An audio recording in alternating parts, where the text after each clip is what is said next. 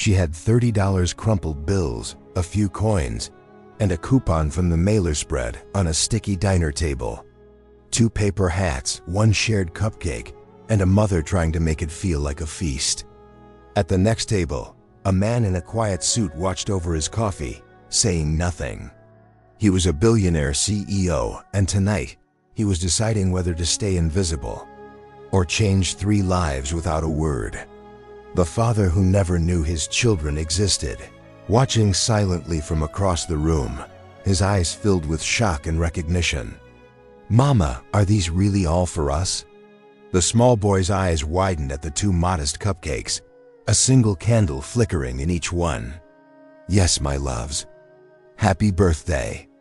The mother's voice broke slightly as she watched her twins' faces light up with joy over such a simple pleasure. A joy their father had never witnessed in the 6 years since he'd walked away. Across the cafe, a man in expensive suit gripped his coffee cup so tightly his knuckles turned white. The children had his eyes, his smile, his dimple when they laughed. "Sir, are you feeling unwell?" The waitress's concerned voice barely registered. "Those children," he whispered, unable to tear his gaze away. "How old are they today?" "The twins? They turned 6. Every year on this day, their mama saves all year to bring them here for birthday cupcakes. Breaks my heart how she stretches every dollar for those boys. 6 years, exactly 9 months after he'd been told the woman he loved had taken money to disappear from his life forever.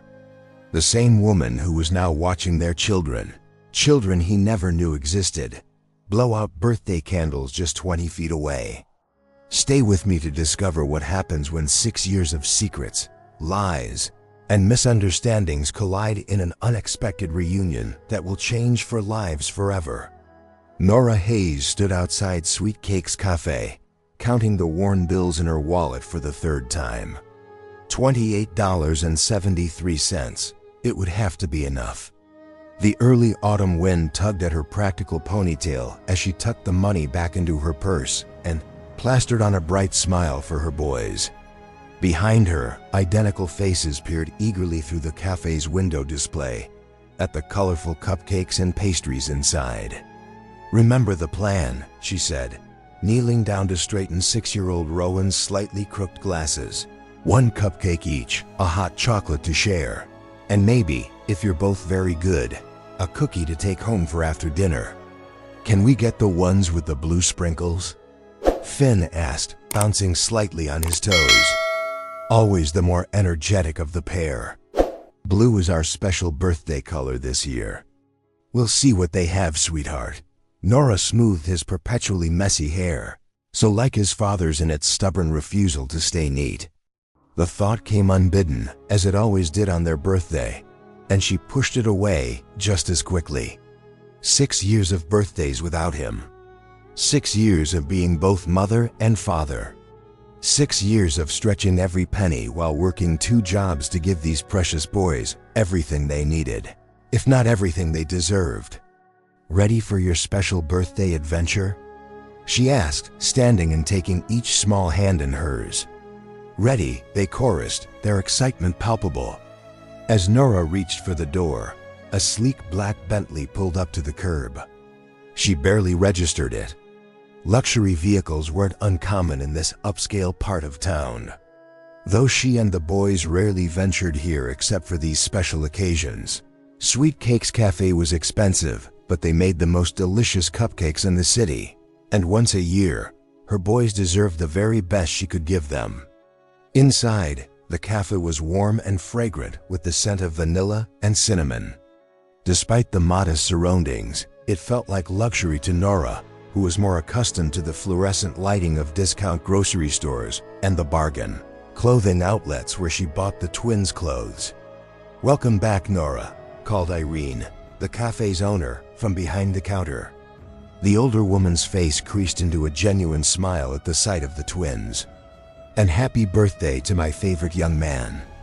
6 years old today, isn't it?" "Yes, ma'am," Rowan answered politely while Finn nodded enthusiastically. "We're in 1st grade now." "Such big boys," Irene said warmly. I bet you're here for your special birthday cupcakes. With blue sprinkles, please? Finn added, hopefully. If you have them, blue sprinkles coming right up. Irene winked at Nora. The usual table by the window is open. Nora guided the boys to their spot. A small table with a view of the park across the street. It was their tradition, this once-a-year visit to Sweet Cakes. No matter how tight money was, she made sure they had this one special experience on their birthday. The rest of the year might be filled with homemade treats and careful budgeting. But today was different. Today was for making memories. Can we get hot chocolate too, Mama? Rowan asked, his serious eyes, so like his father's, looking up at her. Hopefully it's cold outside. Nora mentally recalculated her budget. The cupcakes were $5 each, which already took up a third of what she'd brought. A hot chocolate to share would be another $4.50. That would leave just enough for a cookie each to take home with a few dollars for a tip for kind Irene.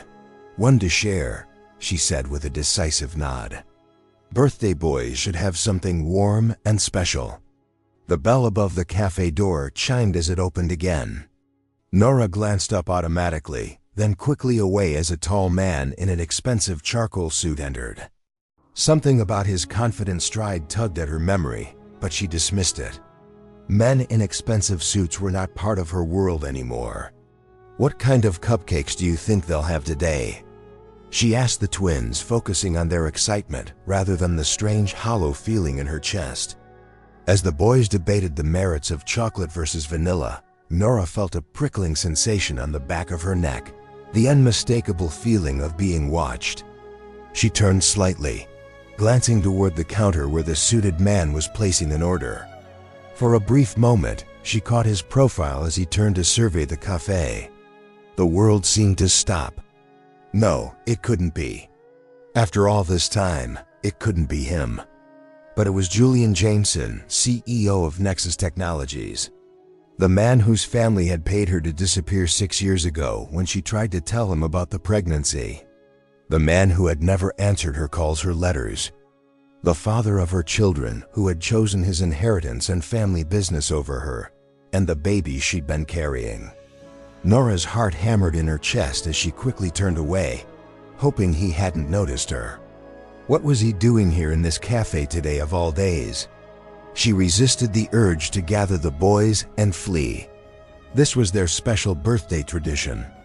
She wouldn't let him ruin it, especially when he'd shown so clearly that he wanted nothing to do with them. Mama, are you okay? Rowan's perceptive eyes had caught her momentary panic. You look funny. I'm fine, sweetheart, she lied, forcing a smile. Just thinking about how grown up you both are now, 6 years old. That's practically grown up, Finn agreed seriously. Ethan in our class is still 5. He's practically a baby. Nora laughed despite her anxiety, grateful for the distraction of her son's earnest declaration. Well, you're certainly very mature young men. Out of the corner of her eye, she saw Julian take a seat at a table across the cafe. He hadn't noticed her yet, too absorbed in his phone as he sat down. If she was lucky, they could finish their celebration and leave before he ever realized who was sitting across the room. Irene approached their table with a tray, her kind face beaming. Here we go. 2 birthday cupcakes with extra blue sprinkles, 1 hot chocolate with 2 straws. And she winked at Nora, a little birthday surprise. The surprise was a small plate with 2 heart-shaped cookies, each delicately iced with the boys' initials. Nora's eyes filled with grateful tears. Irene had been doing this since the twins' 2nd birthday, always adding something extra without charging her for it. Irene, you shouldn't have. Nonsense, the older woman interrupted firmly. It's not every day my favorite customers turn 6. Consider it my birthday gift to these handsome young men. Thank you, Miss Irene, the twins chorused, their eyes wide with delight at the unexpected treat. You're very welcome. Now, shall we sing? Before Nora could protest, Irene began a cheerful rendition of Happy Birthday, loud enough that several other customers joined in. Nora sang along, trying to ignore the sensation of eyes on her back, trying to focus only on her son's glowing faces as they waited to blow out their candles. "Make a wish," she whispered. As the song ended, the boys exchanged a look, that twin communication that never ceased to amaze her, and then leaned forward together, eyes closed in concentration before blowing out their candles in perfect synchrony. "What did you wish for?" Nora asked, though she already suspected the answer. It was the same every year. Finn glanced at Rowan, who nodded slightly. Permission to speak for them both as usual. "We wish to meet our dad," Finn said, his voice dropping to a near whisper. "Just to see what he's like, even just once." Nora's heart constricted painfully in her chest. "Oh, my loves, we know wishes don't always come true," Rowan added quickly. Rowan, the practical one. "But Miss Patel says it's good to keep hoping for important things. Miss Patel is very wise." Nora managed, swallowing the lump in her throat. Sometimes wishes take time. And sometimes she paused, searching for words that wouldn't crush their innocent hope, but wouldn't build false expectations either. Sometimes life gives us different gifts than the ones we wish for. "Like how we got you instead of a dad and a mom?" Finn asked, tilting his head curiously. "Yes, exactly like that." Nora smiled, blinking back tears. "Now these cupcakes won't eat themselves. Let's see if they're as delicious as they look." As the boys eagerly dug into their treats, Nora allowed herself one quick glance across the cafe, her breath caught in her throat. Julian was staring directly at their table, his coffee untouched before him, his face pale with shock. Their eyes met for the briefest moment before she looked away, heart racing. He had seen the twins. There was no mistaking the resemblance. Both boys carried his eyes, his strong jaw. Finn even had the same stubborn cowlick that had always sent Julian's hair shooting up in the mornings. Anyone who knew him would spot it in a heartbeat. Had he recognized her? Did he understand who these children were? And most of all, what would he do now? Julian Jameson's day had been perfectly ordinary until the instant it tipped sideways. On a whim, he ducked into Sweet Cake's cafe craving caffeine before his next meeting and bored of the usual corporate chain. The place had great reviews, and his assistant swore by their pastries. He hadn't expected to walk in and find his past waiting for him. At first, he didn't notice her, the woman with her back turned at a window table beside two small boys. He only looked up when the owner began singing "Happy Birthday," his attention snagged by the fizzing excitement at the celebration. That's when he saw them, twin boys, 5 or 6, dark-haired, with eyes he knew as well as his own. And when the woman turned slightly to join the song, he caught her profile. Nora, the woman he'd loved.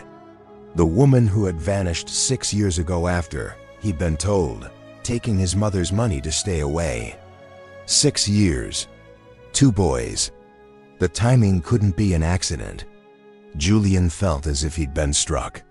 His coffee cooled, forgotten, while he stared, trying to assemble the pieces.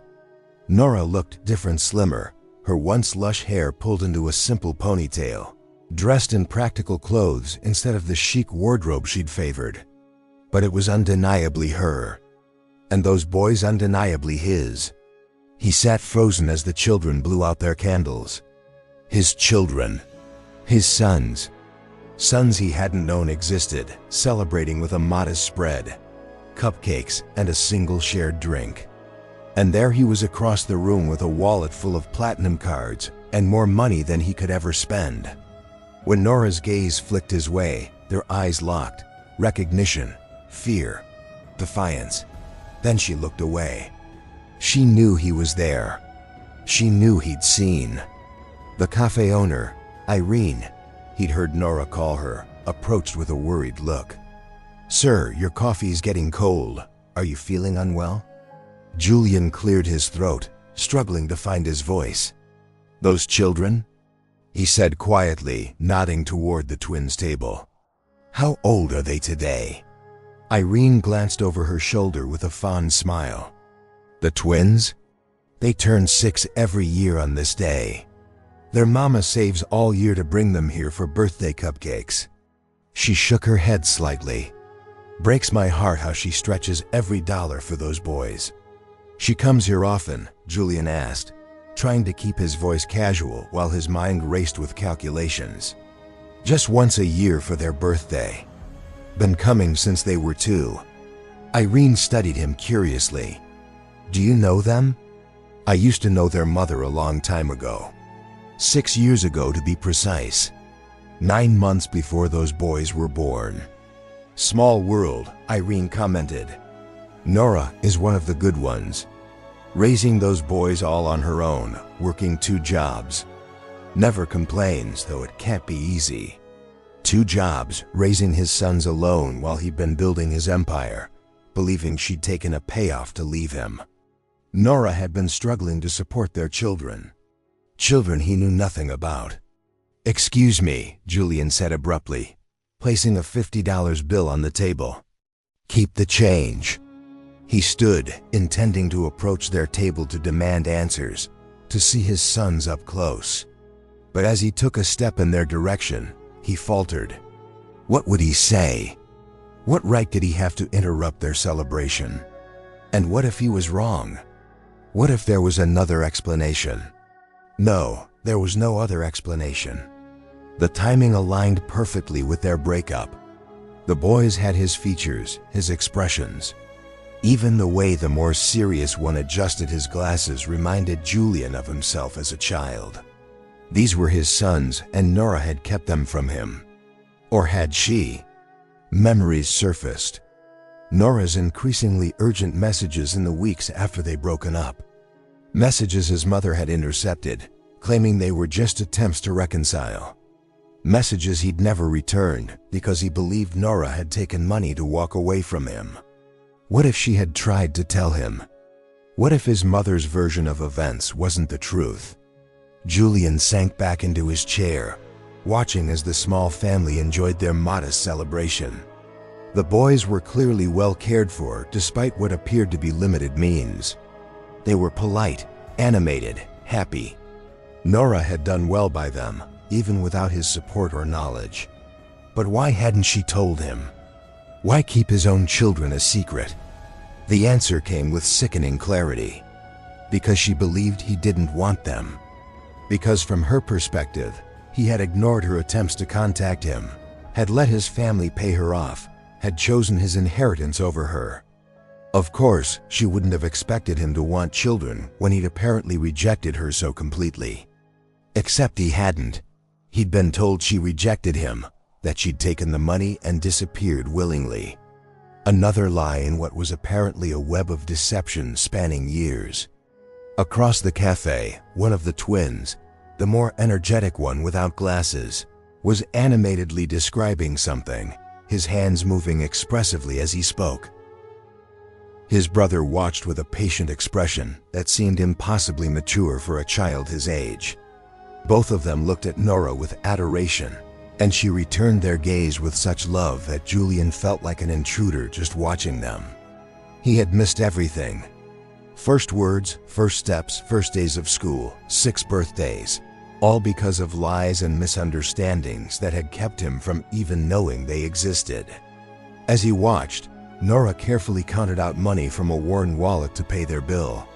The careful way she handled each bill, the mental calculation visible on her face, it told him everything about her financial situation. His sons were celebrating their birthday with cupcakes that probably represented a significant expense for their mother. While he had more money than he could spend in a lifetime, the injustice of it burned in his chest. Julian made a decision. He wouldn't approach them today. He wouldn't ruin the boy's birthday with what would inevitably be a difficult confrontation. But he would find out the truth, all of it, and then he would find a way to be part of his sons' lives, whatever it took. As Nora and the twins prepared to leave, he strategically checked his phone, keeping his face turned away. He wasn't ready for a direct confrontation. Not yet, not until he had answers. "Thank you for my special birthday, Mama," one of the twins was saying as they passed his table. It was the best one ever. Mine too, the other agreed. Can we come back when we're 7? Well, see, my loves, Nora answered, her voice warm. Despite the tension Julian could see in her shoulders, she knew he was still there. She was hurrying them past, keeping herself between the boys and him. Like a protective shield, the bell chimed as they left the cafe. Through the window, Julian watched them walk down the street, his unknown family, until they turned a corner and disappeared from view. Only then did he pull out his phone and make a call. "Cole," he said when his head of security answered, "I need you to find someone for me immediately."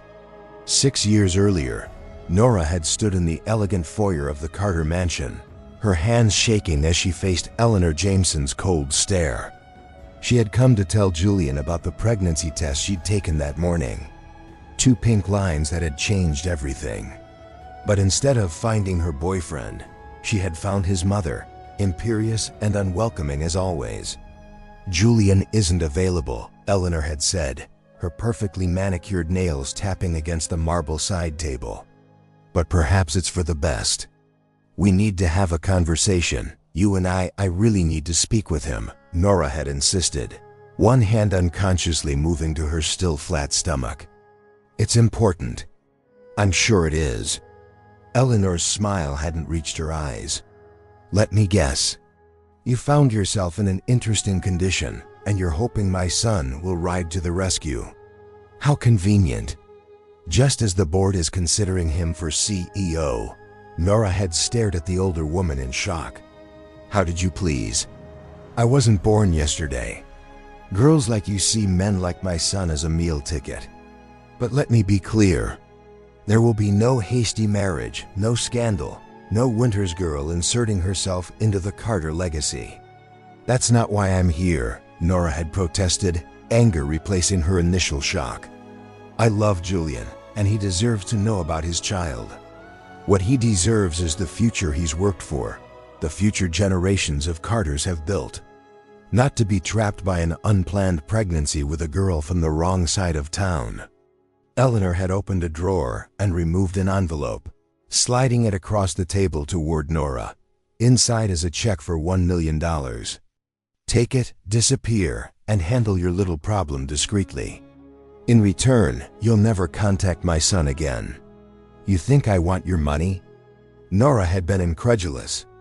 "I came here to tell Julian he's going to be a father, not to blackmail your family. Call it whatever you like. The offer stands. A comfortable future for you and freedom for my son to fulfill his potential." Eleanor's expression had hardened. "Refuse and I'll ensure you regret it. Julian is about to sign a new trust agreement that includes a morality clause.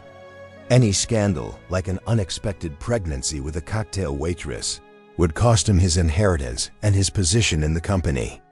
"I'm not a cocktail waitress," Nora had said reflexively. "I'm finishing my degree, semantics. The point remains. Your presence in his life now would destroy everything he's worked for. Is that what you want, to ruin him because of your carelessness?" Nora had felt like she was drowning. "I need to speak to Julian. Let him make his own decision."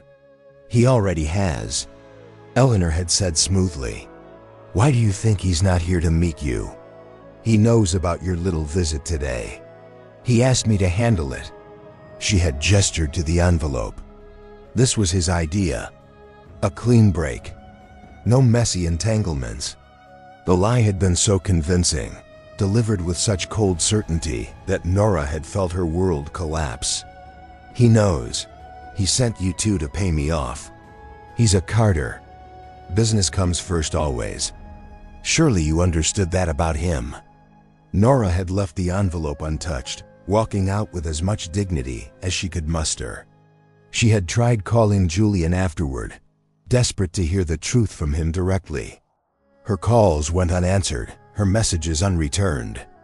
Even her letter sent to his office had received no response. In her devastation, she had believed Eleanor's lie that Julian had chosen his family legacy over her and their unborn child. And when the ultrasound revealed twins, she had made her decision. She would raise these children alone without the support of a man who could so callously reject them before they were even born. Now 6 years later, as she walked her sons home from their birthday celebration, Nora's mind raced with the implications of seeing Julian again. He had recognized her. She was sure of it. And he had seen the twins, whose resemblance to him was undeniable. What would he do?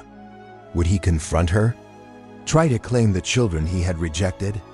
Or would he simply disappear again, returning to his world of wealth and privilege, leaving them in their modest existence? "Mama, can we play at the park?"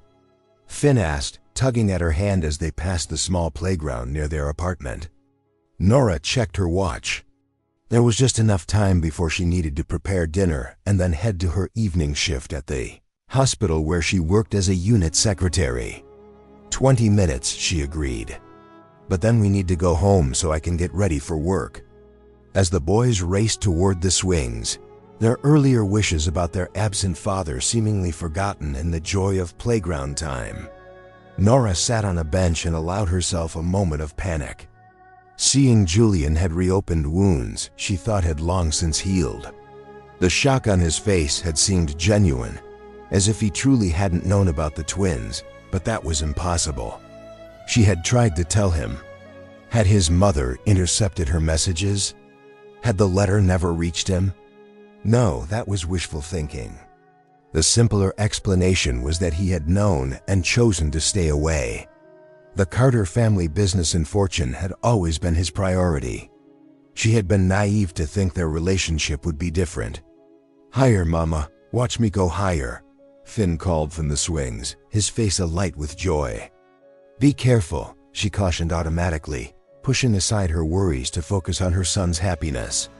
Whatever happened with Julian, these boys were her world. She had built a life for them, modest but stable, filled with love, if not luxury. Nothing and no one would threaten that. Not even the billionaire CEO who had fathered them. Later that evening, after the boys were asleep and Nora had changed into her hospital scrubs, her phone buzzed with a text from Mrs. Whitaker, their elderly neighbor who watched the twins during her evening shifts. Boys fast asleep. Birthday excitement wore them out. Don't worry about a thing. See you at midnight. Nora smiled gratefully. Mrs. Whitaker had been a godsend since the twins were babies. A grandmother figure who charged far less than conventional child care and genuinely loved the boys. Another piece of the patchwork support system Nora had carefully constructed over the years. As she hurried toward the bus stop, Nora couldn't shake the feeling that everything was about to change. Seeing Julian had disrupted the careful balance of her life, introducing an element of uncertainty she hadn't felt since those early days of pregnancy, when she'd been alone and terrified of the future. Whatever happened, she would protect her sons, even from their father, if necessary, especially from their father. While Nora began her evening shift at St. Mary's Hospital, Julian Jameson sat in his penthouse office, surrounded by the information his security team had compiled in just a few hours. The file on Nora Hayes was comprehensive. Current address in a modest apartment complex across town. Employment history showing 2 current jobs. Unit secretary at St. Mary's Hospital by night, administrative assistant at Westlake Community College by day, and most importantly, birth certificates for Rowan and Finn Hayes, born exactly 6 years ago today. No father listed. The birth date confirmed what he already knew in his heart. These were his sons, conceived during the final weeks of his relationship with Nora, a relationship that had ended abruptly when he'd been told she accepted money to disappear from his life. Find any record of a payment to Nora Hayes 6 years ago, he instructed Cole, who stood waiting for further orders. $1 million from either my personal accounts or any Carter family account. Sir, that would require access to your mother's financial records as well. Then access them, Julian said coldly. I want the complete picture. As Cole left to continue his investigation, Julian studied the photos his team had obtained. Nora leaving her apartment with the twins dressed in her hospital uniform. The boys at their small neighborhood school, their modest apartment building. A far cry from the luxury Nora could have provided them if she'd accepted the money he'd been told she took. The evidence was mounting that he'd been lied to extensively for years. His phone rang, his mother, as if summoned by his thoughts. Julian stared at the screen for a moment before declining the call. He wasn't ready for that confrontation. Not until he had all the facts. Another photo caught his attention. Nora and the boys at what appeared to be a community center. The twins engaged in what looked like a karate class. While Nora watched from the sidelines, they were smiling, clearly thriving despite what must be significant financial constraints. She had done well by them. He had to acknowledge. Without his knowledge or support, Nora had raised two apparently healthy, happy boys. But at what cost to herself? The Nora he remembered had been studying architectural design with dreams of creating sustainable housing. Had she abandoned those ambitions to support their children alone? A knock at his door interrupted his thoughts. Cole returned, his expression grave. "Sir, there's no record of any payment to Nora Hayes from your accounts. And my mother's there was a check written 6 years ago for $1 million made out to Nora Hayes." Cole hesitated, but it was never cashed. The check was voided after 90 days. Julian felt the final piece click into place. His mother had offered Nora money to disappear, but Nora had never taken it. She had walked away without a penny, choosing to raise their children alone rather than accept what she must have seen as a bribe. And he had believed the worst of her without question for 6 years. "There's more, sir," Cole added. "We found copies of emails sent to your personal account from Nora Hayes in the weeks after your breakup. They were intercepted by your former assistant, Clara Sloan, who was apparently acting on your mother's instructions. The messages never reached you." Of course, Clara had been his mother's choice for his assistant installed just before he took over as CEO. She had left the company abruptly about a year later with no explanation. Now he understood why. "And the letter?" Julian asked, remembering Nora mentioning sending one to his office when her calls went unanswered. "Also intercepted. We found a copy in your mother's private files. It explicitly mentioned the pregnancy." The fury that had been building in Julian's chest threatened to explode. His mother had systematically hidden Nora's attempts to tell him about his children, then lied about Nora taking money to leave. She had robbed him of 6 years with his sons. Robbed those boys of their father. And for what? To prevent a scandal? To maintain control over the Carter legacy? "Sir, what would you like us to do now?" Cole asked carefully, clearly recognizing the dangerous edge of Julian's anger. "Nothing further tonight." Julian's voice was controlled, belying the rage within. "I'll handle this personally from here." After Cole left, Julian stared at the birth certificates again. Rowan James Hayes and Finn Thomas Hayes, his sons. They even had his middle name, James. Though Nora couldn't have known it, was a family name passed down through generations of Carter men. Tomorrow he would confront Nora. Tomorrow he would begin the process of becoming part of his sons' lives. But tonight, he needed to process the magnitude of what had been taken from him and what he now needed to make right. The next morning found Nora at her desk at Westlake Community College processing student registration forms with the efficiency of someone who had been doing the job for years. After her late hospital shift, she'd had barely 5 hours of sleep before needing to get the boys ready for school and herself to her day job. The exhaustion was familiar, a constant companion in her life as a single working mother. Ms. Alvarez, the department secretary, appeared at her cubicle. "There's someone here to see you. Says it's urgent." Nora frowned, glancing at her calendar. She had no appointment scheduled. Did they give a name? "Julian Jameson," the secretary said, her voice dropping to an impressed whisper. "As in Carter Technologies, Julian Jameson says he's an old friend." Nora's blood ran cold. She had known this moment might come after yesterday's chance encounter, but she hadn't expected it so soon. We're at her workplace where she couldn't easily escape. I'm in the middle of registration processing, she said weakly. Could you ask him to? He's very insistent. The secretary interrupted, clearly thrilled by the presence of a billionaire in their modest administrative offices. He's waiting in the conference room. Says he won't leave until he speaks with you. Of course, he wouldn't. Julian Jameson had always been relentless when he wanted something. It was what made him such a successful businessman and such a dangerous adversary. Give me 5 minutes, Nora said, desperately needing time to compose herself.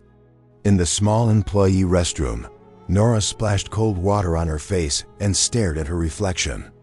She looked tired, the kind of bone-deep exhaustion that came from years of working multiple jobs while raising children alone. Her once fashionable clothes had long since been replaced by practical, affordable options. Her hair, which Julian had once loved to run his fingers through, was pulled back in its usual practical ponytail. She wasn't the same woman he had known 6 years ago, and he certainly wasn't the same man. You can do this, she told her reflection. For the boys, you faced worse.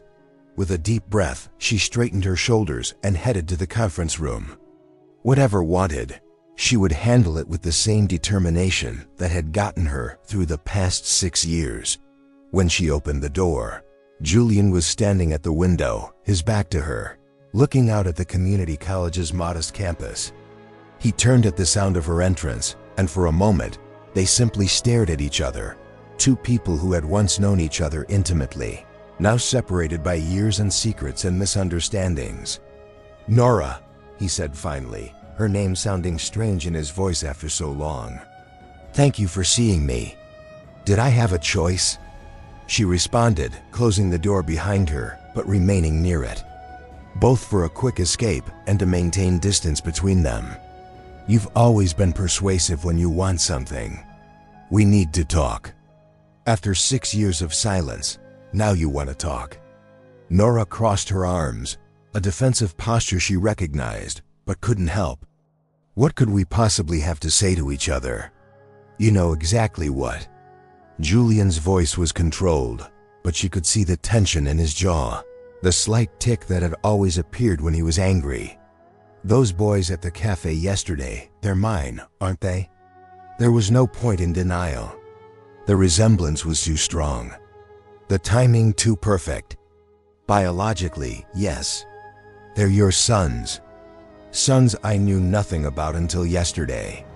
The words were clipped, precise, hiding what she suspected was fury beneath the surface.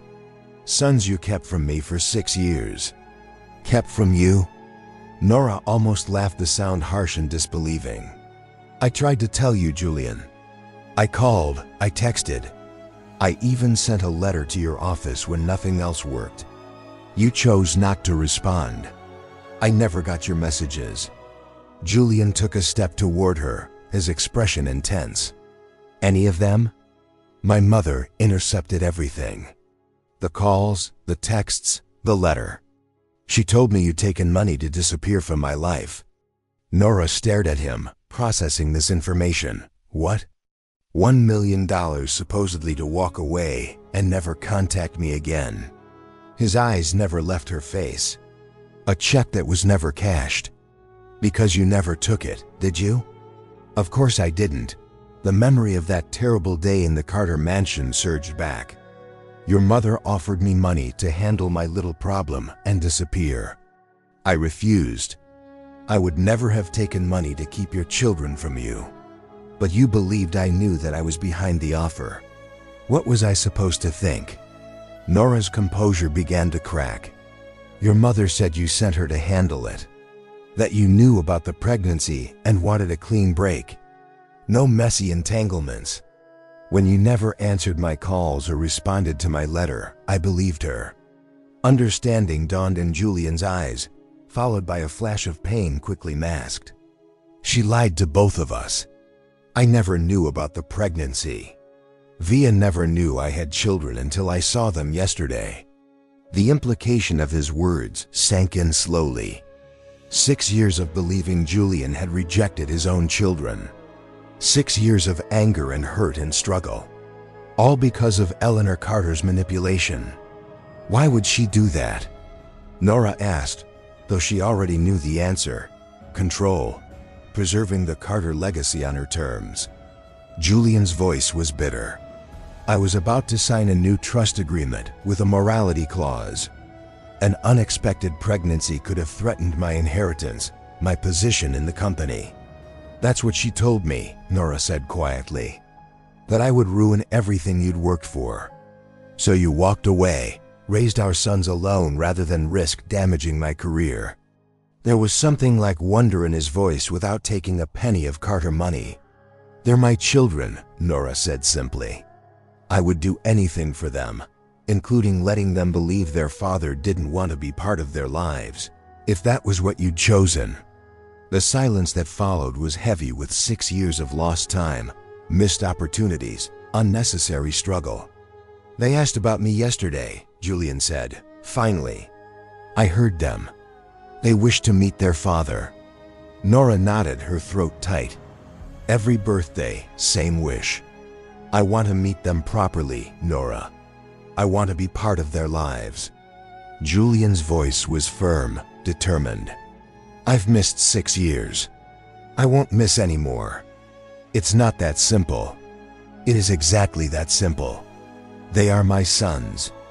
I have a right to know them, and they have a right to know me. The CEO was back. The man accustomed to getting what he wanted through sheer force of will. Nora straightened, meeting his intensity with her own. They are children, not corporate acquisitions, she said firmly.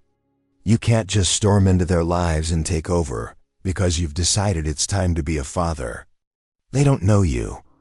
They'll need time to adjust to the idea. Time I'm prepared to give them. Julian countered.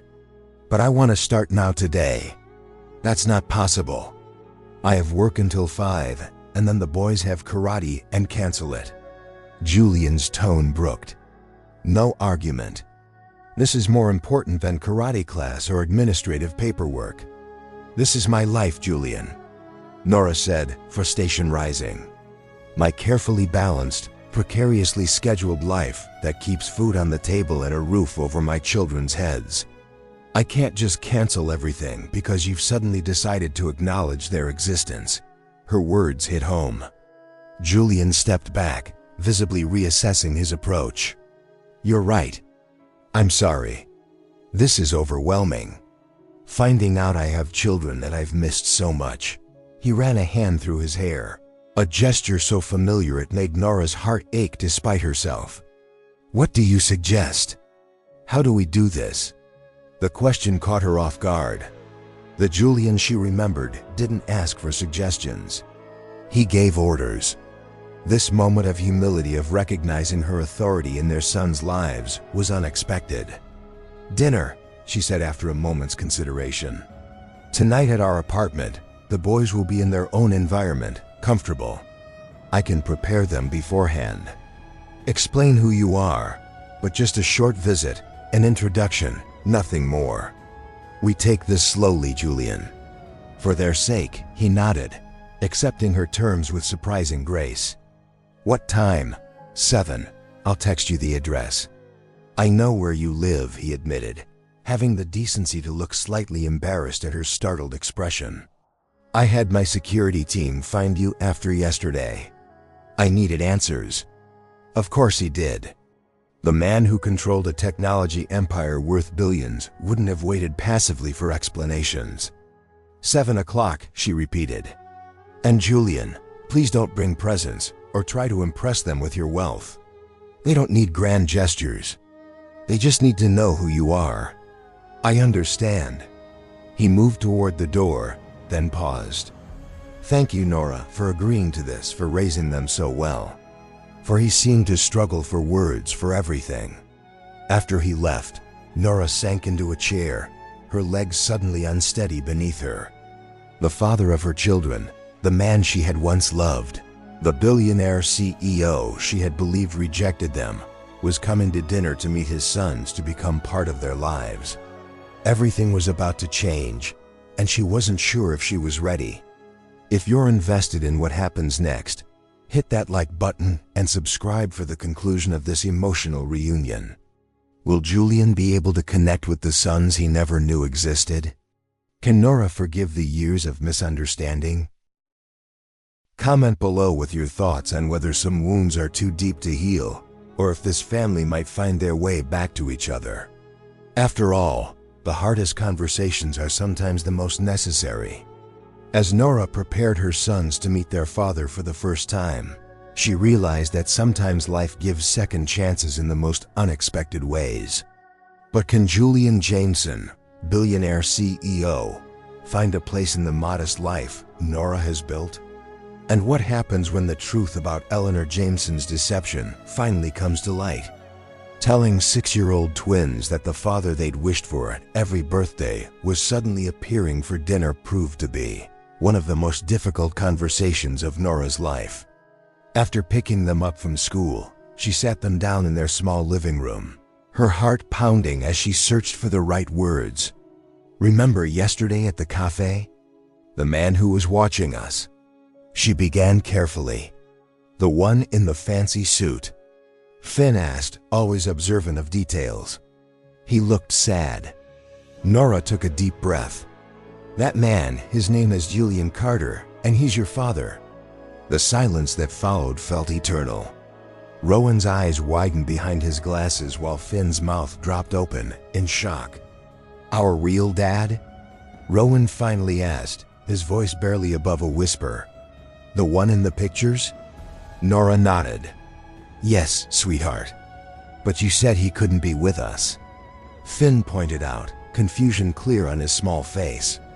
You said he had important work far away. I thought that was true, Nora explained gently. Sometimes grown-ups misunderstand each other. Your father, he didn't know about you until he saw us yesterday. He didn't know he had 2 wonderful sons. He didn't know about us. Rowan's analytical mind was clearly processing this new information. How could he not know how indeed Nora thought, struggling to find an age-appropriate explanation for Eleanor Jameson's manipulation? There was a mix-up. Someone kept the news from him. But now he knows, and he wants very much to meet you. He's coming for dinner tonight. Tonight? Both boys spoke in unison. Their expressions a mixture of excitement and apprehension. Yes, and it's okay to feel nervous or confused. This is big news. Nora reached out to hold both their hands. No matter what happens with your father, nothing changes between us. You two are still my whole world, and I love you more than anything. Will he live with us now? Finn asked, the practical question catching Nora off guard. No, honey. He has his own home, but he wants to get to know you and be part of your lives. Is he nice? Rowan's question was soft, vulnerable. Nora hesitated, memories of the Julian she had known surfacing. His determination, his ambition, but also the gentleness he had sometimes shown her. He can be very nice and he's very smart, like both of you. Does he like butterflies? Finn asked, referencing his current obsession. I don't know. You'll have to ask him yourself. Nora smiled despite her anxiety. Now we need to get ready. He'll be here at 7 o'clock. As the boys raced to their shared bedroom to change out of their school clothes, Nora leaned back against the couch, momentarily overwhelmed. How had her carefully constructed life changed so dramatically in just 24 hours? The father of her children, the man she had loved and lost, was stepping back into their lives. Nothing would ever be the same. The modest 2-bedroom apartment suddenly felt inadequate as she looked at it through Julian's imagined eyes. The mismatched furniture collected from thrift stores. The walls she hadn't had time to repaint. The cramped kitchen with its outdated appliances. All of it a stark contrast to the luxury Julian was accustomed to. Not that it mattered. This wasn't about impressing him. It was about creating a comfortable environment for their sons to meet their father. At precisely 7 o'clock, the doorbell rang. The boys, who had been watching the clock with growing excitement and nervousness, jumped up from where they'd been playing. "Wait here," Nora instructed gently. "Let me talk to him first." When she opened the door, Julian stood in the hallway looking both commanding and uncertain. An unusual combination for a man accustomed to controlling every situation.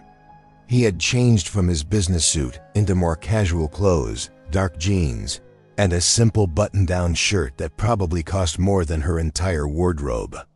In his hands, he held a small gift bag. "I know you said no presents," he said before she could speak. "But it's small, something meaningful, not expensive." Nora hesitated, then nodded, stepping back to let him enter. "They're waiting in the living room. They know who you are." "They're excited and nervous." "That makes two of us," Julian admitted, his voice low enough that only she could hear. "I've closed billion-dollar deals with less anxiety than I'm feeling right now." The vulnerability in his admission surprised her. "Just be yourself. They're good at reading people." "Which version of myself?" Julian asked. And for a moment, Nora glimpsed the uncertainty beneath his confident exterior. "The CEO, the son of Eleanor Jameson, or the man you used to know?" "The father they deserve," Nora answered simply. She led him into the small living room where Rowan and Finn sat side on the worn couch, their small feet dangling above the floor. They looked up simultaneously as Julian entered, their blue eyes, his eyes widening as they took in the man they'd only known from a few carefully selected photographs. For a moment, no one spoke. Julian stared at his sons, seemingly unable to find words, while they stared back with identical expressions of cautious curiosity.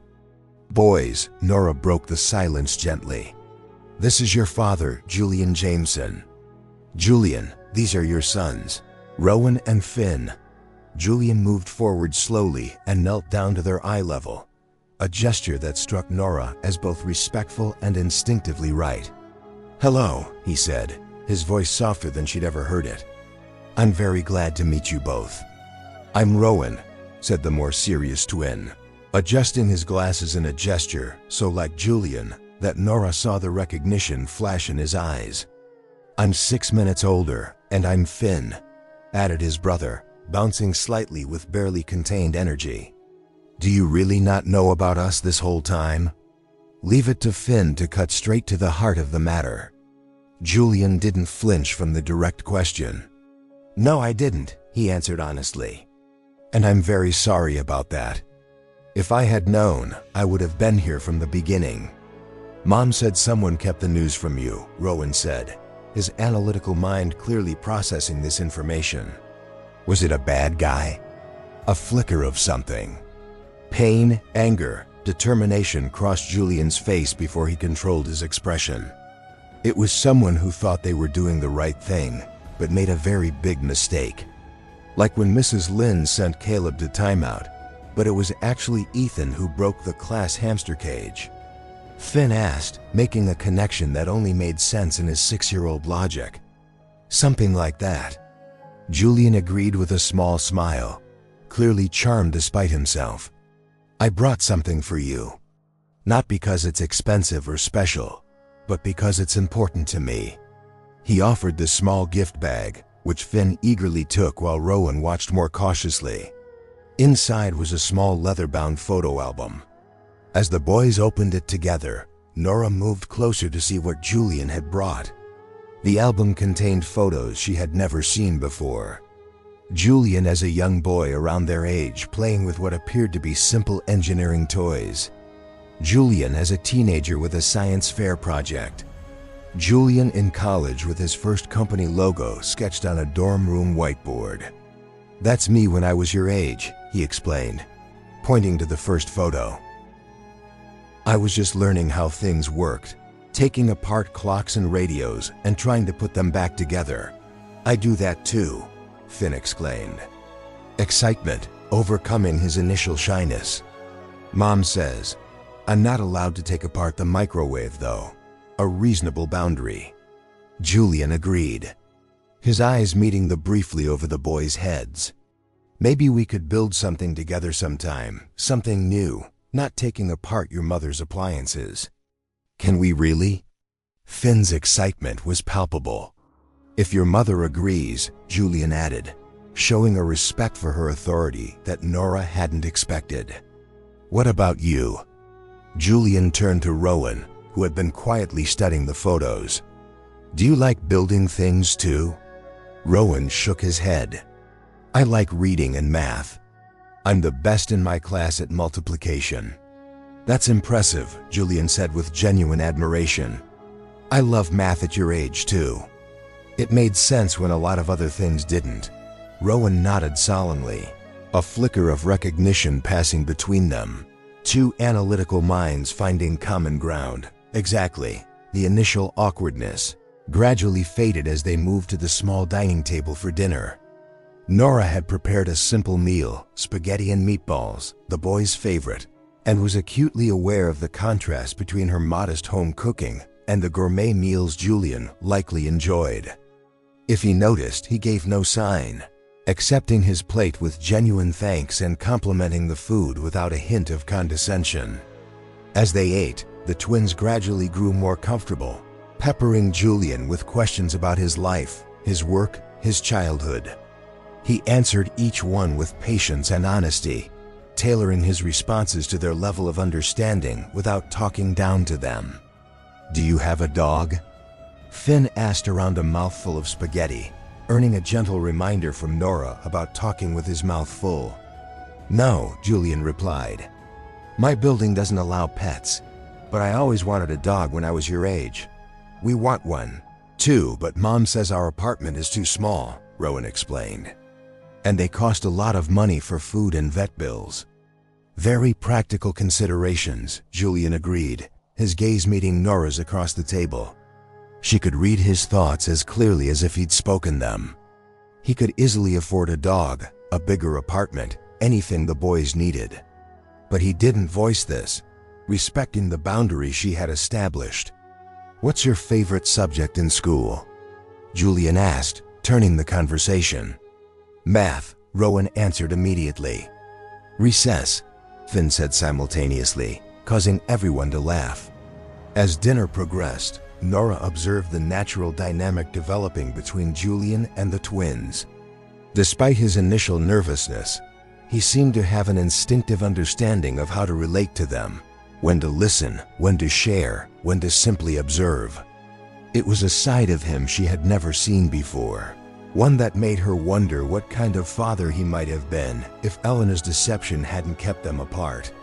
After dinner, as the boys showed Julian their prized collection of rocks and feathers found in the neighborhood park, Nora cleared the dishes, her mind swirling with conflicted emotions.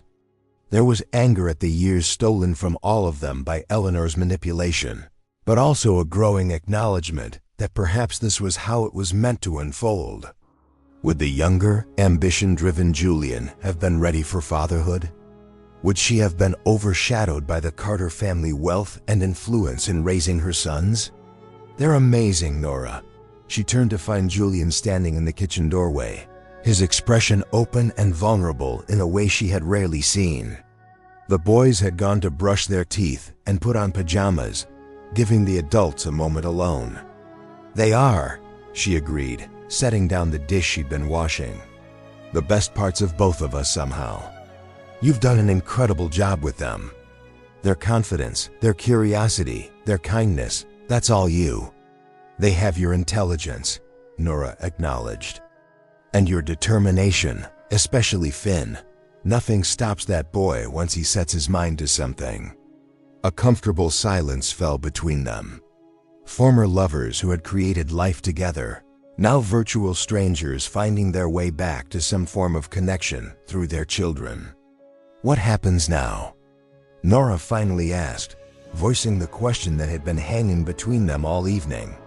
That depends on what you're comfortable with, Julian replied, surprising her again with his deference to her wishes.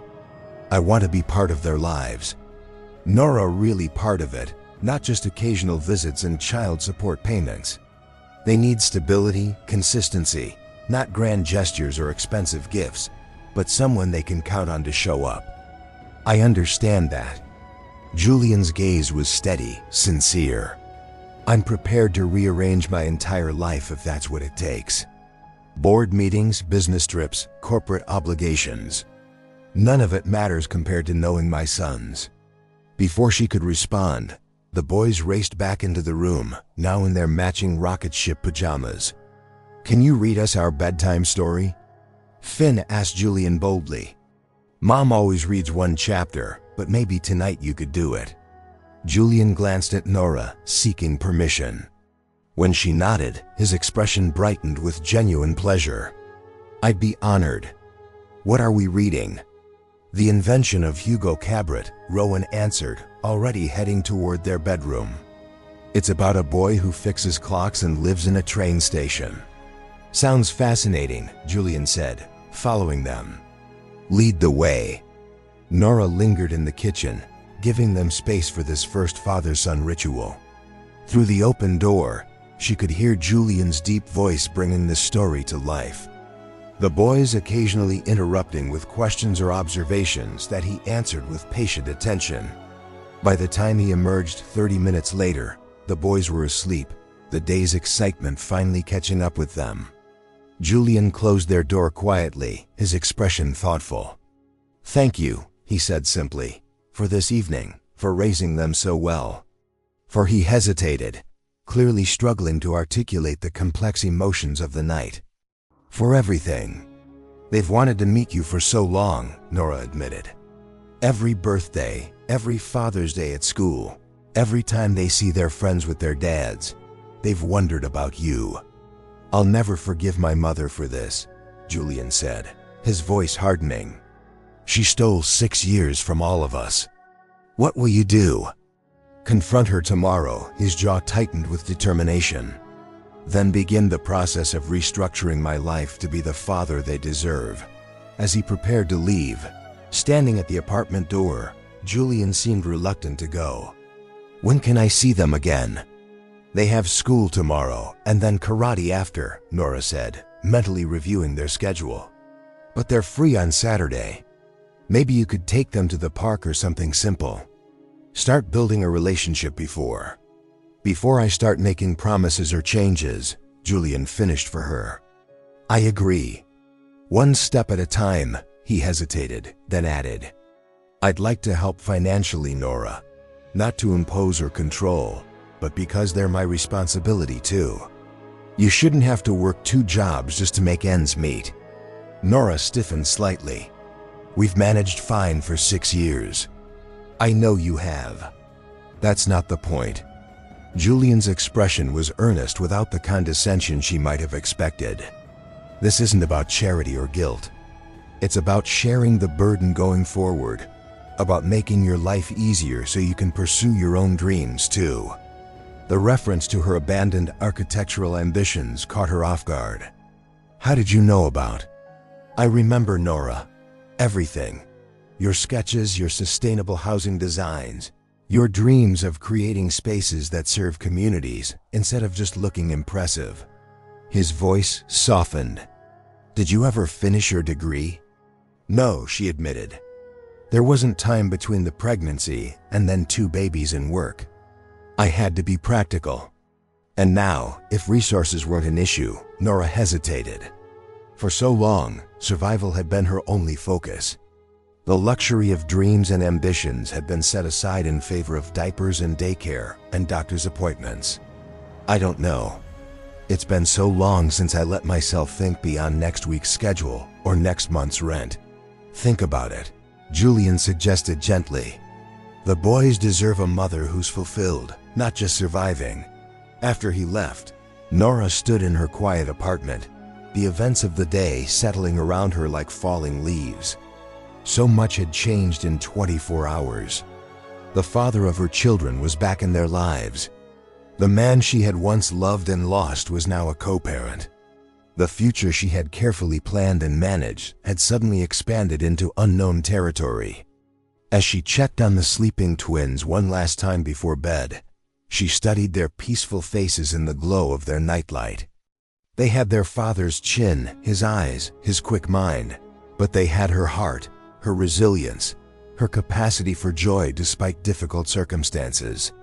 Whatever happened next, they would face it together. And perhaps, just perhaps, there was room in this new future for her own dreams to reawaken too.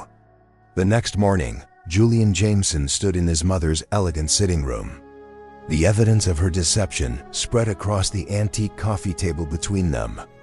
Eleanor Carter, still regal at 72, regarded the documents with an expression of cool disdain that did nothing to mask her discomfort. "Where did you get these?" she asked, her voice betraying only the slightest tremor. "Does it matter?" Julian's tone was glacial. The voided check, the intercepted emails, the letter Nora sent that you made sure I never received, the birth certificates of my sons, your grandsons, that you knew about all along.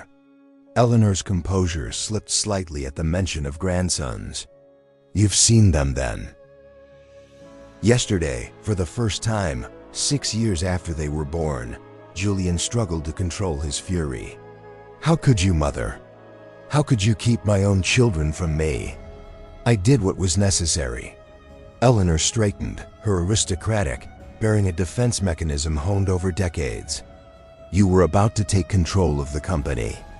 The board was watching for any sign of instability or scandal. A pregnancy with that girl would have derailed everything we'd worked for. That girl has a name, Nora, the mother of my children." Julian's voice was dangerously quiet. "And they're not just any children. Mother, they're brilliant, thoughtful, amazing boys who have been growing up without their father because of your manipulation. You weren't ready for fatherhood," Eleanor insisted. "Your career, your future, that wasn't your decision to make." Julian rarely raised his voice, but now it echoed through the elegant room. "You had no right to intercept her messages, to lie to her about me wanting her gone, to lie to me about her taking money to leave. I did what I thought was best for you. For the Carter legacy." The Carter legacy. Julian gave a bitter laugh. Is that what this was about? Preserving the precious family name. Making sure the next generation of Carters would be born into the right circumstances to the right kind of mother. Eleanor said nothing, but her silence was confirmation enough. "You know what's ironic, Mother? Those boys, those sons you tried to erase, they're more Carter than anyone I've ever met. Rowan has the analytical mind that built this company. Finn has the curiosity and drive that turned a small manufacturing business into a technology empire. They're the Carter legacy, whether you like it or not. What do you intend to do?" Eleanor asked after a long silence. "About them? I intend to be their father to make up for 6 years of absence, whether they're living in a mansion or a modest apartment. And about me," Julian studied the woman who had raised him, who had shaped him into the successful businessman he had become, who had also stolen precious years with his children that he could never recover. "That depends on whether you can accept them, accept Nora as part of my life, as part of our family. You can't seriously be considering rekindling a relationship with Nora." Eleanor corrected herself at Julian's warning look. "She's not from our world, Julian. She doesn't understand our responsibilities, our position. She understands more about responsibility than anyone I've ever met." Julian countered. "She's raised our sons alone, working 2 jobs, never taking a penny of the money you offered, never burdening them with bitterness about their absent father. She's given them values and strength and love that all your wealth and social position couldn't provide." Eleanor fell silent, her expression unreadable. "I'll give you time to consider your position," Julian continued, gathering the documents from the table. "But understand this, those boys are my priority now. Not the company, not the Carter name, not your social standing. If you want to be part of my life going forward, you'll need to accept that." As he turned to leave, Eleanor spoke again, her voice softer than before. "What are they like?" "The boys." Julian paused, something like hope flickering briefly. "Rowan is thoughtful, analytical, always observing before he speaks. He loves books and mathematics and asks questions that would challenge university professors. Finn is all energy and curiosity, taking things apart to see how they work. Always in motion. They're both kind, resilient, and surprisingly well-adjusted. Despite growing up without half their family, they sound remarkable. They are no thanks to us. Julian's tone hardened again. You have a choice to make. Mother, be their grandmother, a real grandmother who values them for who they are, not what they represent, or remain the woman who tried to erase their existence. I won't allow anything in between. With that, he left, the heavy door closing behind him with finality. In the car, he took a moment to compose himself before his next appointment. The confrontation with his mother had been necessary, but draining. Now he needed to focus on the future, specifically the meeting he'd arranged with his corporate attorneys to discuss changes to his professional obligations and financial arrangements for the twins. Adjusting his schedule to be present for his sons wouldn't be simple. As CEO of a global technology company, his time was committed months in advance. Board meetings, investor presentations, international conferences. But none of that mattered compared to building a relationship with Rowan and Finn. He would find a way, whatever it took. What surprised him most as he directed his driver toward the office was how often his thoughts returned, not just to the twins, but to Nora, her resilience, her quiet strength, her unwavering dedication to their children. All of it filled him with admiration, and if he was honest, with lingering feelings he had thought long buried. 6 years ago, he had believed she abandoned him for money. The truth that she had walked away with nothing, rather than accept what she saw as a bribe, spoke volumes about her character and the life she had built for their sons, modest but filled with love and security, challenged everything he had been raised to value. Was there a future for them beyond co-heiring? The question lingered in his mind, impossible to dismiss, yet equally impossible to answer. For now his focus needed to be on Rowan and Finn. Everything else, including his complicated feelings for their mother, would have to wait. Saturday morning found Nora watching from her apartment window as Julian's car pulled up outside. The boys were practically vibrating with excitement, dressed in their best play clothes for their first official outing with their father. They had talked of little else since his dinner visit, peppering her with questions about him, sharing narraries about what they might do together. "Mom, he's here," Finn called unnecessarily, having stationed himself by the window 10 minutes before the appointed time. "And his car is really fancy." "Remember what we talked about," Nora reminded them both. "It's not about fancy things or expensive presents. It's about getting to know each other." "We know, Mom," Rowan said with the patient tone of a child explaining something obvious. "Dad just wants to spend time with us." Dad, the word sent a pang through Nora's heart. Joy that her sons could finally use the term sadness for the years it had gone unspoken, and a complex mixture of emotions about the man himself. The knock at the door set both boys racing to answer it. Their earlier promise to act normal and not be too excited, clearly forgotten. Nora followed more sedately, bracing herself for the now familiar jolt of seeing Julian on her doorstep. He looked different today, more relaxed in casual clothes. His usual corporate polish softened into something more approachable. The smile he gave the twins as they greeted him was genuine, lighting his face in a way that reminded her of the man she had fallen in love with years ago. "Are you ready for our adventure?" he asked them, kneeling to their level as he had during their first meeting.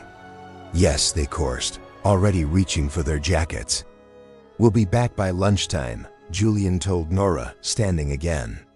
"Unless you'd like to join us. There's plenty of room." The invitation caught her off guard. "Oh, I thought you might want Tom alone with them to bond." "We'll have that too. But this is all new for them. Having you there might make them more comfortable." His expression was open, without ulterior motive. "Plus, I could use the reinforcement. 2 6-year-olds are a bit daunting for a novice father." Put that way, how could she refuse? Let me get my coat.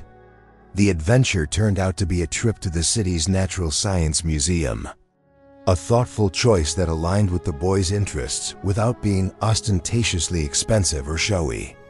As they explored exhibits on butterflies for Finn and space for Rowan, Nora watched Julian's natural interaction with the twins with growing appreciation. He listened to their excited explanations with genuine interest. He answered their endless questions with patience. He knew when to offer information and when to let them discover things for themselves. For someone who had never been around children, his instincts were surprisingly good. "Mom, Dad says there's a real planetarium show starting in 10 minutes. Can we go?" Rowan's face was alight with excitement as he ran back from where he and Julian had been examining a moon rock display. "Of course, if you think you can sit still for that long," Thayer agreed, smiling at her usually serious son's enthusiasm. "I can. I'll be super still. Right, Dad?" Rowan looked up at Julian with such trust and admiration that Nora felt her heart constrict. "Absolutely," Julian agreed, placing a gentle hand on Rowan's shoulder.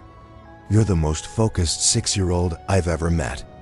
The casual physical contact, the easy rapport, the natural use of Dad from a child who had never had a father figure.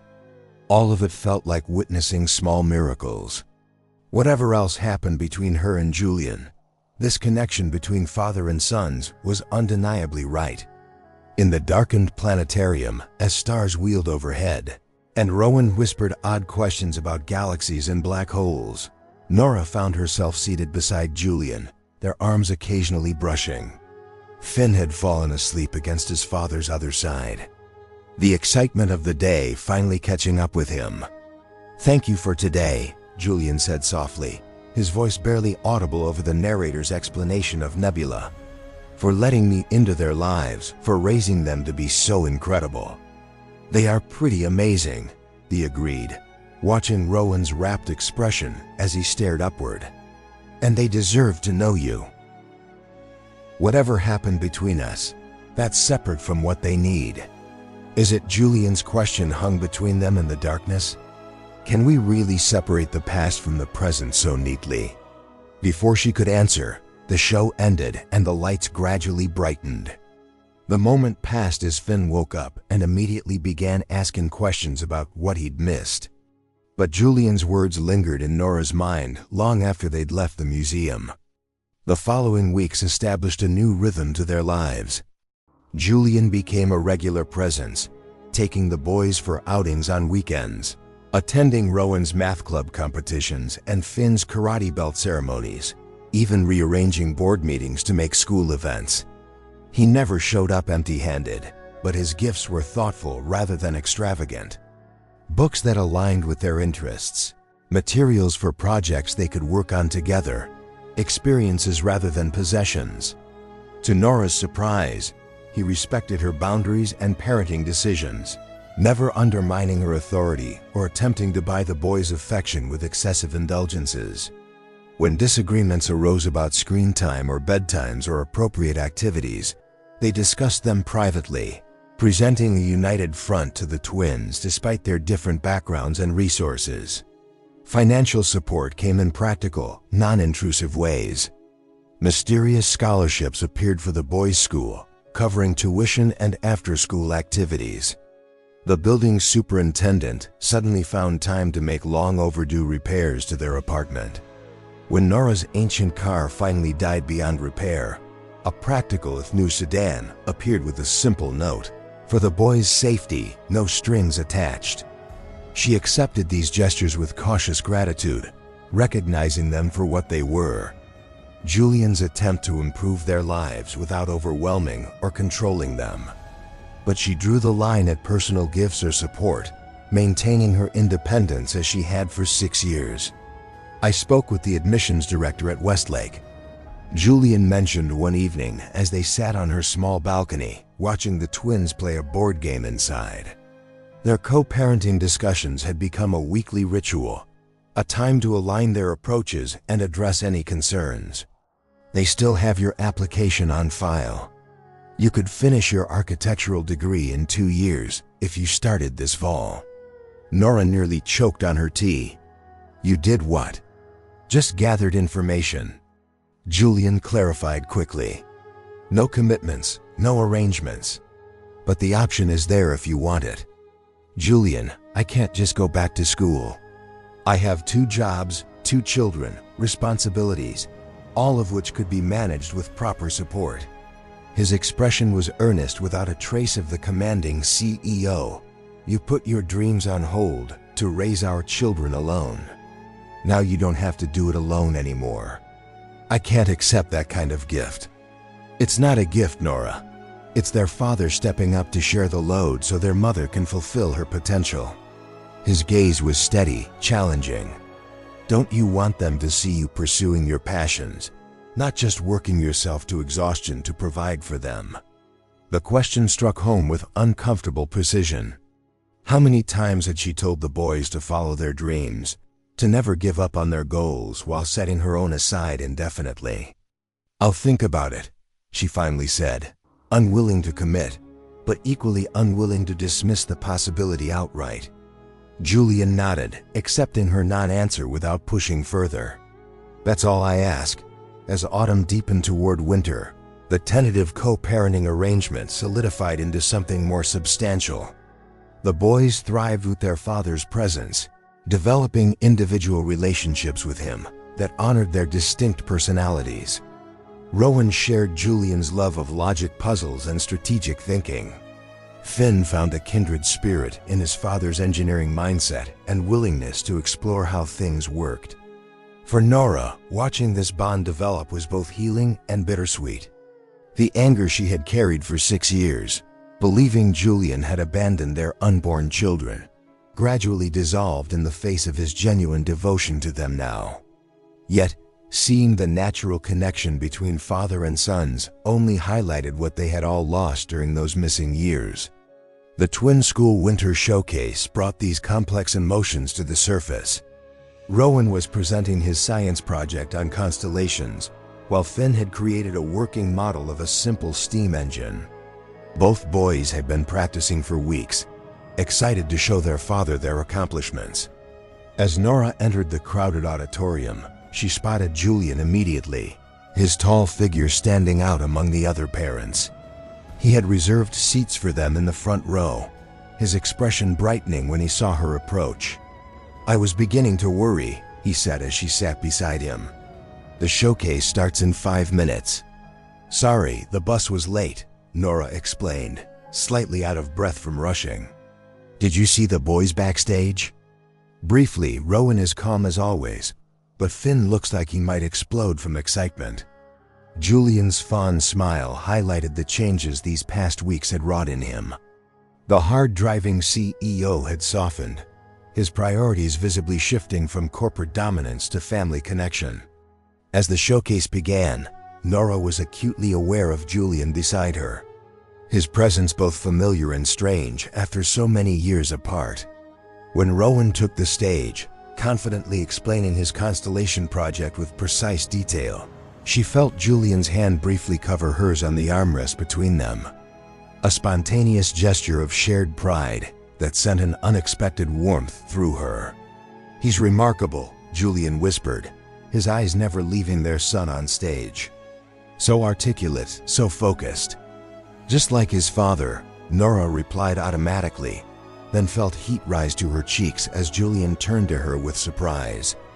Before he could respond, Finn bounded onto the stage for his presentation, his enthusiasm practically radiating as he demonstrated his steam engine model. When a technical issue briefly threatened to derail his presentation, Finn solved the problem with quick thinking and improvisation, earning appreciative laughter from the audience. And that, Julian said softly, is all his mother. Your resilience, your ability to adapt and overcome. They've inherited the best of both of us. The simple observation offered without pretense crystallized something Nora had been feeling but couldn't articulate. These boys were indeed the best of both of them. Julian's intelligence and drive, combined with her creativity and perseverance. Neither parent could claim full credit for who they were becoming, just as neither could have raised them perfectly alone. After the showcase, as they joined the twins for the reception in the school cafeteria, Nora watched Julian interact with other parents and teachers. He moved through the room with his usual confidence, but without the arrogance she might have expected, genuinely interested in the community his sons were part of, rather than viewing it as beneath him. "Mr. Whitmore," Mrs. Whitaker approached, her elderly eyes twinkling with curiosity. "You didn't tell me the boy's father was back in the picture. And such a charming man." "It's recent," Nora explained, unsure how to characterize the complex situation. "The boys are getting to know him. Well, he clearly adores them, and them him." The older woman patted Nora's arm knowingly. "Second chances are rare in this life, dear. Don't let pride stand in the way of happiness." Before Nora could respond to this unsolicited advice, Julian returned with the twins, both boys chattering excitedly about the praise they'd received for their projects. "Dad's taking us for ice cream to celebrate," Finn announced, bouncing on his toes. "You're coming too, right, Mom?" "Of course she is," Julian answered before Nora could speak. "This is a family celebration." Family. The word hung in the air between them, loaded with meaning and possibility. Not just co-parents sharing responsibilities, but something more cohesive, more interconnected. Something Nora had never dared to imagine after all that had happened. At the ice cream parlor, as the boys debated the merits of different flavors and toppings, Julian drew Nora slightly aside. "I have something to ask you," he said, his expression uncharacteristically nervous. "The boys mentioned wanting to see where I live. I thought maybe this weekend, if you're comfortable with it, they could stay overnight at my place. With you," he added quickly. "I have plenty of room. They'd have their own space, and so would you." The invitation represented a significant shift in their carefully structured arrangement. Until now, all interactions had happened on Nora's territory or in neutral public spaces. The careful boundaries of co-parenting without deeper entanglement. "I don't know, Julian." Nora hesitated. "That feels like a big step." "It is," he acknowledged. "But they're curious. And I think it might be good for them to see that part of my life, to understand where I come from without being intimidated by it." He had a point. The boys have been asking increasingly detailed questions about their father's home, his work, his life beyond the time he spent with them. Normalizing both parts of their heritage, Nora's modest, practical world and Julian's more privileged one, might help them integrate these disparate elements of their identity. "All right," she agreed cautiously. "But no extravagance, Julian. No excessive gifts or experiences that I can't possibly match. I don't want them developing unrealistic expectations." "I understand." His relief was evident. "Just a normal weekend." "Well, as normal as possible. As normal as possible in a penthouse apartment that probably cost more than Nora would earn in 20 years. But she appreciated his intention, and the boys would be thrilled with this new adventure. The weekend visit revealed aspects of Julian that Nora hadn't expected. His penthouse, while undeniably luxurious, was more subdued and personal than she had anticipated. One bedroom had already been converted into a space for the twins with practical furnishings suited to their interests rather than ostentatious displays of wealth. Another had been prepared for her, simple but comfortable, with a small vase of her favorite flowers, a detail from their past that he had somehow remembered. Most surprising was how he had incorporated the boys into his space before they even arrived. Photos of them from their recent outings were displayed alongside his limited personal mementos. Books and games suited to their interests filled shelves that had previously held business awards and corporate tributes. "You've been planning this for a while," Nora observed as he showed her around while the twins explored their room with excited exclamations. "Since the first time I met them," Julian admitted, "I wanted them to have a place here. Whether or not you ever agreed to let them visit, to know they belonged in my life. not just as occasional additions, but as permanent parts of it. The simple sincerity of his statement touched something in Nora that she had kept carefully guarded. This wasn't the calculating businessman making strategic moves. This was a father creating space in his life, his home, his heart for children. He had only just discovered that evening as they shared a meal prepared by Julian himself. Another surprise, as Nora had assumed he relied entirely on staff for domestic matters. She found herself relaxing into this new dynamic. The boys were animated but well behaved, clearly understanding that this visit was important to their father. Julian was attentive without being overbearing, engaging them in conversation about their interests without dominating the interaction. After the twins were finally asleep, exhausted from the excitement of the day, Nora found herself sitting with Julian on his balcony overlooking the city lights. The setting was reminiscent of their early dating days when he had been a rising executive and she a promising architectural student, before family expectations and misunderstandings had torn them apart. "Thank you for today," Julian said, breaking the comfortable silence. "For trusting me with them with this step. They're happy." Nora acknowledged. "You've done well by them these past weeks." "I'm trying." His expression turned reflective. "I keep thinking about all I missed. First words, first steps, first days of school. I can never get those moments back." "No," Nora agreed softly. "But you're here now. That matters to them and to you." The question was tentative, unlike his usual confidence. "Does it matter to you that I'm here now?" Nora considered her answer carefully. "It matters that they have their father, that they know you wanted them once you knew they existed. The rest is complicated because you still don't trust me. Because I don't know if I can separate the past from the present." She echoed his words from the planetarium. 6 years of believing you chose your inheritance over our children. 6 years of anger and hurt and struggle that doesn't just disappear because we now know your mother interfered. I understand that." Julian turned to face her directly. "But I need you to know something, Nora. Even if my mother hadn't intercepted your messages, even if I had known about the pregnancy from the beginning, I might not have been ready then. The man I was 6 years ago was driven by ambition and family expectations. I might not have been the father they deserved." The honest self-assessment surprised her. "And now I understand what matters.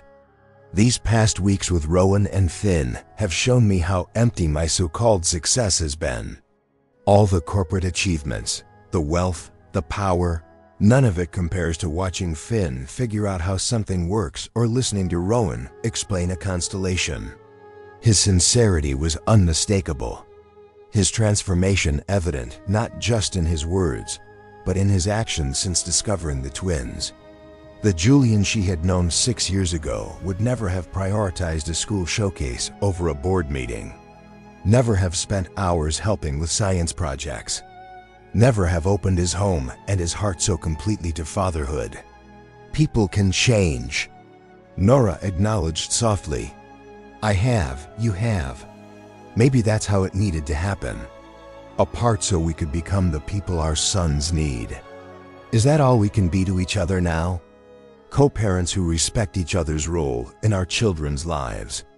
The question hung between them, loaded with unspoken possibilities. Nora looked out at the city lights, gathering her thoughts. "I don't know, Julian. There's so much history, so much pain between us, and the boys are just getting used to having you in their lives. Complicating that with whatever might be between us seems risky. What if it's worth the risk?" Julian's voice was low, intense. "What if there's a chance for all of us to be the family the boys have wished for every birthday?" Before Nora could respond, a small voice interrupted from the doorway. "Mom, Dad, I had a bad dream."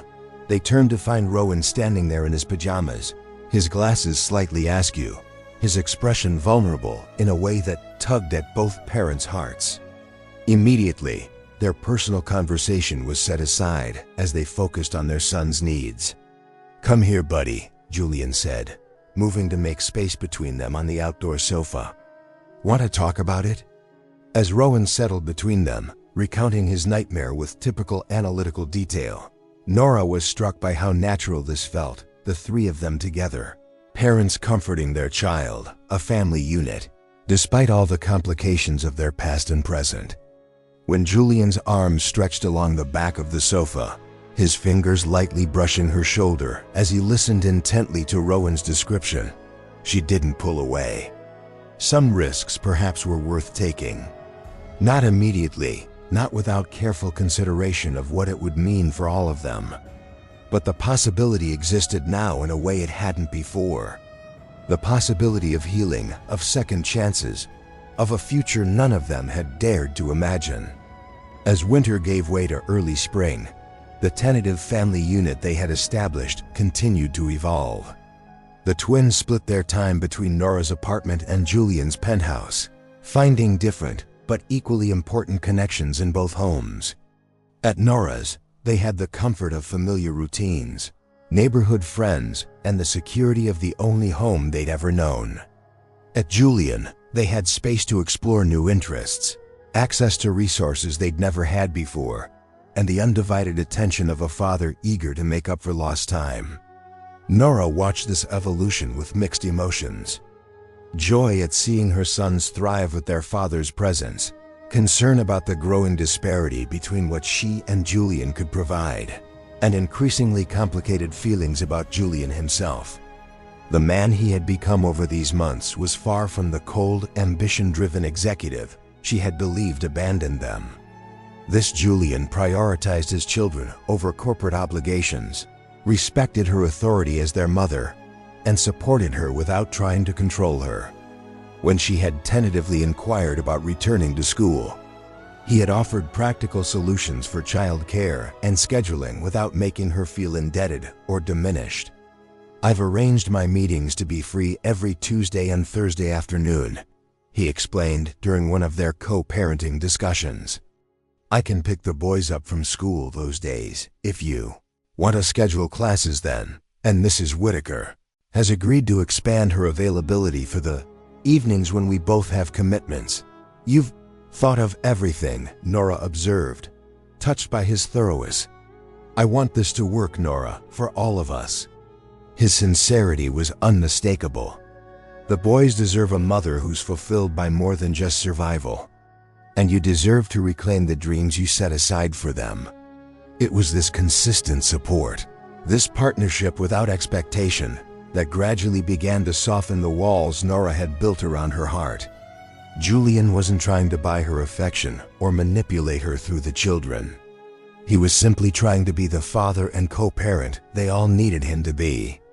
The turning point came unexpectedly during what should have been a routine weekend. Julian had taken the boys to the science center while Nora used the time to study for an upcoming exam in the architectural program she had finally enrolled in. When her phone rang with Julian's number, she answered with mild concern. Assuming he had a question about the boys' schedule, Nora, his voice was tense, controlled in a way that immediately sent her anxiety spiking. "Don't panic, but we're at Memorial Hospital. Finn had an accident at the science center." Her world narrowed to a pinpoint of fear. "How bad? Broken arm?" "He fell from the climbing structure in the physics exhibit. He's in pain but stable. They're taking him for x-rays now. I'm on my way." Nora was already grabbing her keys, heart pounding. "How's Rowan?" "Scared for his brother. I've got him with me." Julian's voice softened slightly. "Nora, I'm so sorry.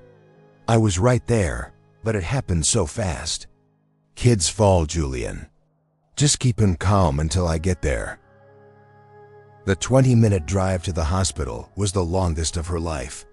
Her mind racing with worst-case scenarios despite Julian's assurance that Finn would be okay. When she arrived at the pediatric emergency department, she found Julian sitting with Rowan in the waiting area, both looking equally distraught. "Mom!" Rowan jumped up, running to her with tears in his eyes. Finn broke his arm. There was a really loud snap, and he screamed, and there was blood. "And Shu," It's okay, the soothed, kneeling to hug him while looking over his head at Julian. Where is he now?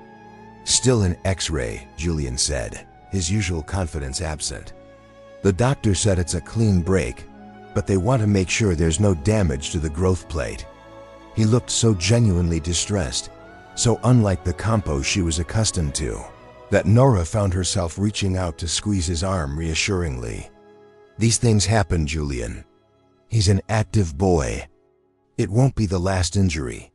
I should have been watching more carefully. I was helping Rowan with the pulley exhibit and didn't see him climb to the top section. Self-incrimination was clear in his voice. Some father I'm turning out to be a very human one. Nora corrected gently. Welcome to parenthood, where you can't prevent every accident no matter how vigilant you are. Before Julian could respond, a nurse appeared to guide them to Finn, who was now in a treatment room waiting for the orthopedic specialist. Despite his pale face and obvious pain, Finn brightened when he saw his mother. Mom, look what happened. He held up his obviously broken arm with a strange mixture of pain and pride. The doctor said I might need surgery, like a real scientist experiment. Oh, my brave boy, Nora said, carefully hugging him while avoiding his injured arm. Let's hope you don't need surgery, but if you do, you'll have the best doctors taking care of you. As the next few hours unfolded, the orthopedic consult, the decision that surgery wasn't necessary, the casting process, Nora found herself working in perfect synchronization with Julian. He asked the detailed medical questions she was too emotionally overwhelmed to formulate. She provided the comfort and reassurance that came naturally after years of mothering. Together, they created a supportive environment that kept both twins calm through what could have been a traumatic experience. By the time they left the hospital, Finn sporting a bright blue cast that he couldn't wait to have his classmates sign. Something fundamental had shifted in Nora's perception of Julian. His vulnerability in the face of their child's injury, his willingness to acknowledge his limitations as a parent, his partnership without ego or control. All of it revealed a man far removed from the one who had broken her heart years before. Would you mind if we all stayed at my place tonight? Julian asked as they headed to his car, which was larger and more comfortable for Finn's return trip. The guest room is already set up for you, and I think Finn might be more comfortable there than trying to navigate the stairs at your apartment. The suggestion was practical rather than presumptuous, focused on Finn's needs rather than any agenda of his own. Still, it represented another step in their evolving relationship. Not just co-parenting in defined, separated spaces, but coming together as a family unit in a crisis. That makes sense, Nora agreed, helping Finn into the back seat where Rowan was already creating a nest of pillows for his injured twin. I'll need to grab a few things from home first. That night, after both boys were finally asleep, Finn medicated and comfortable, Rowan curled protectively beside his brother in the room they shared at Julian's. Nora found herself accepting a glass of wine from Julian in his living room. The stress of the day had left them both emotionally drained, but oddly connected partners in the unique crucible of parenting. Thank you, Julian said quietly, sitting across from her with his own glass. For not blaming me, for knowing exactly what they both needed today. That's what parents do, Nora replied simply. Support each other for the children's sake. Is that all we're doing? The question was gentle but direct. Supporting each other for the children's sake. The studied him over the rim of her glass, considering her answer carefully. I don't know, Julian. 6 months ago, I would have said yes, absolutely. That's all we could ever be to each other. Co-parents with a complicated past. And now she hesitated, the events of the day having stripped away some of her carefully maintained defenses. Now I'm not so sure. You're not the man I thought you were. Not the man who abandoned us because that man never existed. And not the man I knew before either. You're someone new. Someone I'm still getting to know. I feel the same way about you, Julian admitted. The Nora I'm coming to know now is stronger, more defined by her own choices rather than by others' expectations. More confident in who she is and what she wants. Motherhood does that, Nora said with a small smile. Nothing clarifies your priorities like being responsible for small humans. So does losing everything that matters and having to rebuild. Julian's expression was earnest, open in a way she had rarely seen during their previous relationship. When I thought you'd taken the money and disappeared, it shattered something in me. Made me question everything I thought I knew about connection, about love. And now, what do you know now? That real connection isn't about status or expectations or family legacy. It's about choosing each other day after day through broken arms and school showcases and everyday moments. He sat down his glass, leaning forward intently. I choose you, Nora, not just as the mother of my children, but as the woman I want to build a future with. If you'll have me, the declaration hung between them, honest and vulnerable in a way their first relationship had never been. This wasn't the whirlwind romance of their youth built on attraction and potential. This was something more grounded, more tested, more real. I can't answer that tonight, Nora said finally. Not with everything that's happened today, not with so much still uncertain between us. But I'm open to the possibility in a way I wouldn't have believed possible 6 months ago. Julian nodded, accepting her caution without pushing for more. That's all I can ask for. The chance to show you who I am now, who we could be together. As she headed to the guest room later, Nora paused at the boys' doorway, watching them sleep. Finn's cast rested on a pillow, his face peaceful now that the pain medication had taken effect. Rowan's arm was thrown protectively across his twin, their bond as strong as ever, despite the new dimensions of their family life. These boys had wished for their father every birthday for years. Now he was here, not just participating in their lives, but fully committed to being the parent they deserved. And perhaps in time, he might also be the partner she had once believed he could be. Not the man who had hurt her, but the one who had grown from that experience into someone worthy of a second chance. Some wishes, it seemed, took longer than others to come true. But when they did, they often arrived in forms far better than originally imagined. 3 months later, as the twins celebrated their half-birthday with a small party that incorporated elements from both their parents' worlds, Nora watched Julian helping them build an elaborate cake shaped like a butterfly for Finn, with constellation patterns for Rowan. His patient attention to their excited instructions, his willingness to get frosting on his once immaculate clothes, his genuine joy in their happiness. All of it confirmed what she had been gradually accepting over these months of rebuilt connection. This man, this family they were creating together, was where she belonged. Not because of obligation or convenience or the children's needs alone, but because the relationship they had rebuilt was stronger, more honest, more equal than what they had lost years before. "Mom, come help with the stars," Rowan called, waving her over to the kitchen counter where their masterpiece was taking shape. "Dad's making the butterfly wings all wrong." "I'm following the design exactly," Julian protested with mock offense. "Your artistic vision is just too advanced for my limited skills." "That's because you're a businessman, not an artist," Finn explained matter-of-factly, patting his father's arm with blue frosting-covered fingers. "But you're getting better." "High praise, indeed." Julian laughed, catching Nora's eye over the boys' heads with a warmth that made her heart flutter despite herself. As she joined them at the counter, seamlessly stepping in to help with the more detailed decorations, Nora felt the rightness of this moment. This wasn't the family she had imagined when she discovered her pregnancy 6 years ago. It wasn't the life she had planned when she'd walked away from Eleanor Jameson's offer with her dignity intact, but her heart broken. It was something better, something built on truth and forgiveness rather than misunderstanding and deception. Something created through conscious choice rather than expectation or obligation. Later that evening, after the cake had been consumed, Presents opened, and twins finally tucked into bed in the room that was now permanently theirs at Julian's penthouse. Nora found herself on the balcony where they had first begun to reconnect months before. Julian joined her, bringing mugs of tea instead of wine. A small but telling shift in their evolving relationship. "Happy half-birthday to us too," he said, handing her a mug. 6 months since that day at Sweet Cakes Cafe. Since everything changed for the better, Nora acknowledged, accepting both the tea and the sentiment behind it.